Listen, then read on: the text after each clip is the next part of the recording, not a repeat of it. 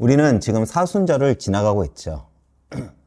사순절은 예수님의 고난과 죽음을 묵상하며 부활을 준비하는 시간입니다. 그런데 사순절은 단순히 예수님의 고난을 안타깝게 바라보는 시간이 아닙니다. 내 신앙의 실체를 돌아보고 정직하게 회개하며 다시 주님 앞에 온전히 서는 시간이죠. 그리고 오늘 말씀이 바로 그 질문을 우리 앞에 던집니다. 여러분, 신앙생활을 열심히 하면서도 정작 방향이 어긋나는 경우가 있죠. 달리기를 열심히 해도 규칙을 어기면 실격이 되듯이 내가 아무리 신앙생활을 열심히 하고 스스로 내 신앙에 확신이 있다고 해서 그것이 곧 바른 신앙이라고 할 수 없습니다. 잠언 16장 25절을 보면 잠언 기자는 이렇게 말을 합니다. 어떤 길은 사람이 보기에 바르나 필경은 사망의 길이니라. 여러분들은 이 말씀이 이해가 가십니까? 우리 눈에는 이 길이 옳다 보여도 그 길이 하나님 보시기에는 틀린 길일 수 있다는 것입니다. 그리고 오늘 우리가 함께 본 본문 말씀인 누가복음 13장은요. 바로 이 문제를 우리 앞에 정면으로 던집니다. 오늘 본문이 나오는 누가복음 13장에서 예수님은 연달아 일어나는 사건들을 통해 신앙의 본질을 정면으로 다루시죠. 하루는 어떤 이가 빌라도 갈릴리 출신 열심당원들을 성전에서 죽여서 그들의 피를 제물에 섞은 사건을 예수님께 가져오는 일이 있었습니다. 표면적으로는 억울한 죽음에 대해서 묻는 것처럼 보였지만 실은 예수님을 올무에 빠뜨리려고 하는 음모였다는 것이죠. 빌라도를 비난하면 로마의 표적이 되고 그들의 죽음이 마땅하다고 하면 예수님은 적이 되는 그러한 상황이었습니다. 그런데 예수님은 그들의 음모를 어떻게 반응하셨을까요? 주님은 이렇게 말씀하십니다. 너희도 회개하지 않으며 이와 같이 망하리라. 이렇게 말씀하시면서 우리 주님은요, 그들의 계략을 피하십니다. 그런데 이러한 예수님의 말씀은 무엇을 의미하는 것일까요? 바로 너희가 죄가 더 많아서 그렇게 망하고 죽은 것이 아니라는 것이에요. 사실 지금도 그렇지만 당시 유대인들은요, 인과응보의 원리를 믿었습니다. 저렇게 죽은 것은 저들이 죄가 많기 때문이라고 당시 유대인들은 생각했다는 것이죠. 그런데 우리 주님은 모든 사람들이 죄를 범하여 하나님 심판 아래 있다고 대답을 하신 것입니다. 그리고 그런 질문을 한 너희들 역시도 예외가 아니라는 것이죠. 실로암에서 망대가 무너져 18명이 죽은 사건도 마찬가지입니다. 그들이 죄가 더 있어서가 아니라 그들을 통해 백성들을 경고하시고 회개를 촉구하신 것입니다. 그런데 지금 이것이 왜 중요할까요? 우리도 사실 자주 같은 함정에 빠지기 때문입니다. 저 사람은 문제가 많아 보이고 저 교회는 뭔가 잘못된 것 같고 나는 그래도 열심히 믿고 있다는 그 확신. 그런데 실상 주님은 그 확신을 지금 정면으로 흔들고 계신다는 것이죠. 남의 죄를 보면서 자신은 괜찮다고 여기는 그동안 정작 자기 자신은 회개하지 않고 있다는 것입니다. 지금 주님은 그것을 비판하고 계시는 거예요. 전도서 8장 11절에 이렇게 전도서 기자는 말합니다. 악한 일에 관한 징벌이 속히 실행되지 않으므로 인생들이 악을 행하는 데 마음이 담대하도다. 심판이 당장 오지 않는다고 해서 괜찮은 것이 아닙니다. 잘못된 줄 알면서도 회개를 하지 않고 고집을 부리는 것. 그것을 하나님께서는 엄중하게 경고를 하고 계신다는 것이죠. 그러면서 주님은 오늘 본문인 무화과나무를 통해 무엇이 열매 맺는 삶인지 비유를 통해 말씀하고 계십니다. 무화과나무는 이스라엘을 상징하는 나무죠. 그런데 오늘 이 비유에서 우리가 주목할 것이 하나 있습니다. 그것이 무엇이냐면 지금 예수님께서 비유로 든 이 무화과나무가 그냥 들판에 심겨진 것이 아니라 포도원, 즉 특별한 장소에 심겨져 있다는 사실이에요. 다시 말해 이 무화과 나무는 주인이 특별히 관리하는 포도원 나무 안에 심겨져 있다는 것입니다. 다시 말해 주인이 특별하게 관리하는 무화과 나무라는 것이죠. 그리고 이 무화과 나무의 열매의 비유는 교회 밖에 사람들에게 하시는 말씀이 아니라 오늘날 교회 안에 심겨져 있으나 열매를 맺지 못하는 신자들을 향한 엄중한 경고의 메시지라는 것을 기억하셔야 합니다. 즉, 바로 우리를 향한 말씀이라는 것이죠. 누가복음을 보면 주인이 3년을 와서 열매를 구했지만 얻지 못했다고 합니다. 그래서 주인이 무화과 나무를 찍어버리라고 하죠. 여기서 우리는 먼저 확인해 봐야 될 것이 있습니다. 그것은 무엇이냐면 바로 하나님께서, 그 주인께서 원하시는 것은 잎사귀가 풍성한 것을 원하시는 것이 아니라 하나님은 무화과 나무에게, 다시 말해 당신을 믿는 그 성도들에게 열매를 구하신다는 그 사실입니다. 즉, 하나님은 우리에게 종교적 예식이나 화려한 말, 그리고 어떠한 영적 체험 같은 잎사귀를 원하시는 것이 아니라 그리스도를 통해 변화된 삶의 변화를 원하고 계신다는 것이죠. 그리고 또 하나 우리가 주목할 것이 있는데 하나님의 심판은 결코 즉흥적이지 않는다는 것입니다. 오늘 이 예수님의 비유를 보면 3년이라는 충분한 기회를 주신 뒤에 주인이 무화과 나무를 찍어버리라고 말을 하죠. 다시 말해 오랜 기다림 끝에 내려지는 굉장히 공의로운 결정이라는 것입니다. 그렇기에 하나님의 일 결정에 대해서는 누구도 변명할 수 없다는 것이죠. 더 나아가 이 회개의 기회는 무한정 주어지는 것이 아니라 일정한 임계점이 있다는 것도 이 비유를 통해 우리에게 알려줍니다. 그런데 우리는 인생을 살면서 착각하는 것이 있죠. 바로 내 인생에 주어진 시간들이 당연한 나의 권리처럼 여긴다는 것입니다. 그러나 사실 우리 인생의 시간은요, 하나님의 심판을 유보하시는 하나님의 선물, 즉 하나님의 은혜라는 것입니다. 여러분, 여기서 우리가 잊지 말아야 될 것이 있죠. 하나님께서는 아들을 십자가에 희생시키면서까지 결국 요구하신 바는 열매라는 사실입니다. 왜냐하면 하나님께서는 사람을 창조하실 때 심으신 그 하나님의 형상, 그리고 구속을 통해 믿는 모든 자들이 아들의 성품을 드러내는 것, 이것이 우리가 진짜 믿는 사람인지를 보여주는 것이기 때문입니다. 그리고 여기서 놓치지 말아야 될 것이 있습니다. 그것이 무엇이냐면 찍어버리라는 그 주인의 명령 앞에서 과수원지기가 한 해만 더 기다려달라는 요청입니다.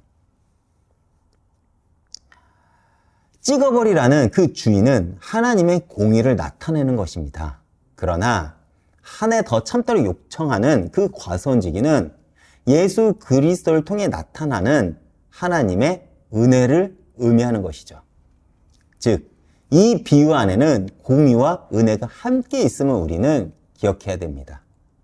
하나님은 열매를 요구하시지만 동시에 그 열매를 맺을 수 있도록 기다려주시는 분이라는 것이죠. 우리의 심판이 유예된 것은 바로 이 은혜 때문입니다. 우리 인생에 주어진 시간들이 당연한 권리처럼 우리는 여기지만 사실은 열매 맺기를 기다리시는 하나님의 인내이고 선물이고 은혜라는 것이죠. 지금 우리가 살아서 이 자리에 있다는 것, 그 자체가 하나님의 그 자비의 증거라는 것입니다. 그렇다면 여기서 우리가 질문이 하나 있죠. 열매란 무엇이냐는 거예요. 열매는 어떤 사람의 공로나 열심을 의미하는 것이 아닐 것입니다. 하나님께 순종함으로써 나타난 우리의 삶의 변화를 말하는 것이죠. 주님은 회개가 마음의 단순한 뉘우침을 넘어서 삶의 전 인격적인 방향 전환을 의미하고 있음을 우리에게 말씀하십니다. 그리고 이것을 우리 주님께서는 열매라고 말하고 계신다는 것이죠. 심은 것이 열매로 맺어지는 것이기 때문에 하나님은 그 심겨진 그 나무를 포기하지 않으십니다. 그래서 과수원지기가 두루 파고 거름을 주겠다고 말한 것처럼 하나님은 우리가 열매를 맺을 수 있도록 환경을 만들어 주시고 때로는 고난도 허락하시면서 당신의 열심을 통해서 우리에게 마침내 열매를 거두고자 하시는 것입니다. 그리고 그것이 모두 우리를 향한 하나님의 사랑이라는 것이죠. 그리고 이 장면에서 누가복음 저자는요, 의도적으로 한 여인의 이야기를 연결합니다. 18년 동안 귀신 들려 앓으며 꼬부라져 조금도 펴지 못하던 한 여인을 예수님이 안식일에 고쳐준 그 사건을 말하는 것입니다. 무려 18년입니다. 얼마나 긴 사건입니까? 얼마나 긴 시간입니까? 그 여인은 고침을 받기 위해 아마도 굉장히 오랫동안 회당에 나왔을 거예요. 그리고 같은 자리에서 같은 예배를 늘 드렸을 거예요. 그녀가 바랬던 바는 무엇일까요? 고침을 받기 바라는 것입니다. 오로지 그 고침을 받기 위해 18년 동안 부르짖었을 거예요. 그럼에도 그녀는 고침을 받지 못했습니다.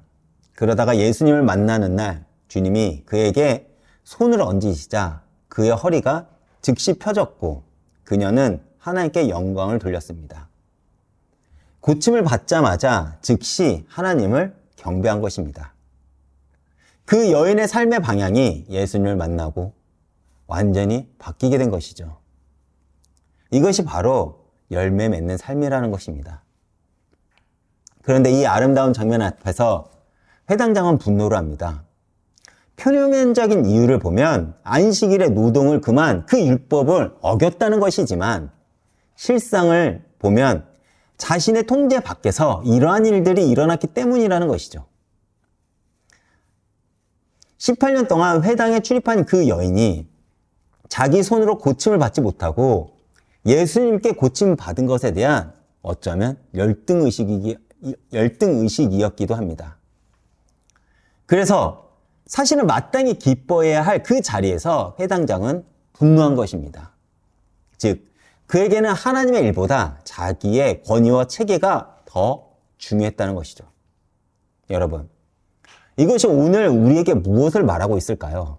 주님은 그들이 가지고 있는 종교적 신념과 그들의 정의가 도리어 사람을 억압하고 하나님의 일을 맡고 있다는 그 사실을 폭로하고 계신 것입니다. 하나님께서 율법을 주신 그 목적이 사람에 대한 긍휼이라는 그 사실을 그들은 알지 못했다는 것이죠. 율법 자체를 지키느라 하나님께서 율법을 주신 그 본연의 목적을 잃어버린 것입니다. 어쩌면 이와 같이 우리가 드리는 예배와 우리가 지금 신앙생활하는 그 믿음도 마찬가지일 수도 있습니다. 우리는 예배라는 형식에 그 집중하느라 정작 예배를 받으실 하나님을 소홀히 여기는 오류에 빠질 수 있습니다. 복음과 교회도 마찬가지죠. 복음 자체가 목적이 되거나 자랑이 되면 본말이 전도됩니다. 주님과 사람들이 종이 되어 섬기도록 부르심, 그 복음이 나의 우월감이 되고 다른 교회와 비교해서 내가 더 대단하고 전통성을 가졌다 자랑하게 되는 것입니다. 그리고 그렇게 될 때 정작 돌이켜야 할 사람이 돌이키지 않고 다른 것에 신경 쓰게 된다는 것이죠. 이 모든 것을 보고 있던 어떤 사람이 예수님께 묻습니다. 주여, 구원받을 자가 적으니까? 아마 이 질문을 한 이는요, 주님께서 하신 이 비유의 말씀을 들으면서 굉장히 근심이 깊어졌을 거예요. 그러자 우리 주님께서는 이렇게 말씀하십니다. 좁은 문으로 들어가기를 힘쓰라.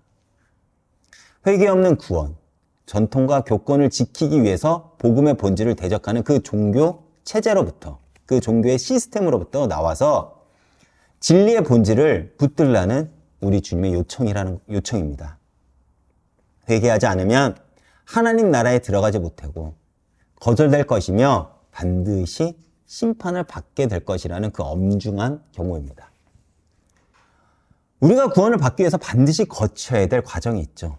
그것이 무엇이냐? 바로 내가 죄인이라는 그 자각입니다. 그렇기 때문에 우리는 주님 앞에 날마다 나를 내려놓고 내 안에 그리스도가 사시도록 우리는 영적 싸움을 해야 된다는 것입니다. 여러분, 힘쓰라. 이 말은 헬라어로 아고니조마이라고 하는데 이 말의 의미는 필사적으로 노력하다라는 뜻을 가집니다. 그런데 이것이 인간적인 공로를 쌓거나 자기를 개선하라는 말이 아닙니다. 회개를 통해서 주님을 믿고 따르는데 전력을 다하라는 주님의 요청이죠. 신앙생활이 안락함과 행복을 위하는 것이 아니라 믿음의 경주라는 그 사실을 우리에게 말해주고 있다는 것입니다. 그리고 이것은 하나님께 나아가는 것을 방해하는 모든 것들과의 영적인 싸움도 포함하고 있다는 것이죠. 곧 자기를 부인한다는 것, 그것을 주님은 지금 우리에게 요구하고 계시는 것입니다. 그런데 우리가 주목할 것이 있어요. 23절에서 구원을 얻을 자라는 이 표현은 미래형입니다. 그런데 24절에서 좁은 문으로 들어가기를 힘쓰라. 이 말은요, 현재형입니다. 즉, 지금 이 자리에서 삶이 중요하다는 것을 우리 주님께서 강조하고 계시는 것이죠. 그들은 자신의 실적과 성취, 그리고 오랜 신앙의 연수를 가지고 구원을 확신하고자 했습니다. 주님과 함께 먹고 마셨다고, 그리고 주님의 이름으로 선지자 노릇을 했다고, 귀신도 쫓아냈다고 그들은 말을 했습니다. 그런데 마태복음 7장을 보면 예수님은 내가 너희를 도무지 알지 못한다라고 하십니다. 즉, 문이 열려있을 때 돌이키지 않았기 때문에 그렇습니다. 다른 사람을 보면서 저 사람은 죄가 많을 것이라고 여겼지만 정작 자신은 회개하지 않았다는 것이죠. 여러분, 회개는 신앙의 출발점이 되는 것이며 동시에 성도가 살아가는 삶의 방식입니다. 이것이 분명치 않는데 믿는 것은 그 신앙이 아니라 위선일 뿐이라는 것이죠. 우리 주님은 지금도 말씀하고 계십니다. 누구의 잘못으로 이 일이 일어났는가를 찾기보다 자신의 심령을 살펴보라고. 하나님 앞에서 자기를 바라보는 그 성찰이 빠진 신앙은요, 결국 자기 확신에 갇힌 신앙이 됩니다. 오늘 이 말씀 앞에서 우리 각자가 정직하게 스스로에게 물어봐야 합니다. 나는 열매가 있는가? 내 신앙은 삶의 변화로 나타나고 있는가? 그리고 나는 지금 그 복음 앞에 돌이키고 있는가? 하나님은 지금도 우리에게 그 긍휼의 시간을 허락하고 있습니다. 과손지기가 한 해 더 달라고 요청한 것처럼 지금 우리가 살아가는 그 시간이 바로 은혜에 따르는 것이죠. 사순절이 우리에게 이 기회를 다시 한번 상기시켜주고 있습니다. 예수님께서 십자가를 향해 걸어가시는 이 사순절의 시간 동안 이 은혜의 때가 다 지나가기 전에 우리가 가지고 있는 그 위선과 그 종교주의를 버리고 정직하게 자기를 돌아보는 성찰과 회개가 있어야 되겠죠. 좁은 문으로 들어가기를 힘쓰라라고 하신 주님의 말씀을 합당한 열매를 맺으라는 그 말씀을 우리는 무겁게 들어야 합니다. 그러나 여러분, 성경은 힘써 예수를 믿는 자를 위로하고 있습니다. 고린도전서 4장 5절을 보면 그러므로 때가 이르기 전 곧 주께서 오시기까지 아무것도 판단하지 말라. 그가 어둠에 감추인 것을 드러내고 마음의 뜻을 나타내시리니 그때 각 사람에게 하나님으로부터 칭찬이 있으리라. 지금 당장 눈에 보이는 것이 전부가 아니라는 것이죠. 하나님은 우리 마음에 숨겨진 것까지 보고 계신다는 것입니다. 그리고 힘써 믿음을 붙든 자에게 반드시 하나님으로부터 칭찬이 있을 거라고 우리 주님은 지금 약속하고 계십니다. 그 주님의 나타나심이 두려움이 아닌 소망이 되는 믿음, 그리고 그 복된 믿음 안에서 우리 모두가 거하시기를 주님의 이름으로 축복하겠습니다.